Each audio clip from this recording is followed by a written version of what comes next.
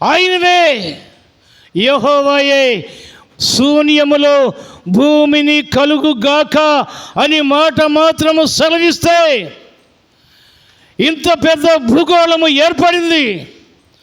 ఆకాశము కలుగాకని ఆయన మాట మాత్రం సెలవిస్తే ఆకాశం కలిగింది.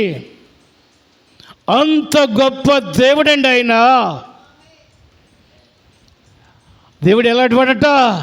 గొప్ప దేవుడిని పట్టుకొని ఈ భూమి నాది, నేను సంపాదించుకున్న చెప్పి అంటున్నారు.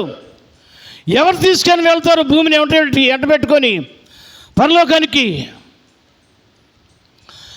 ఈ భూమిని ఒక్క రవ్వంతని కూడా ఎవరు తీసుకొని వెళ్ళలేరు. తీసుకొని వెళ్తారా?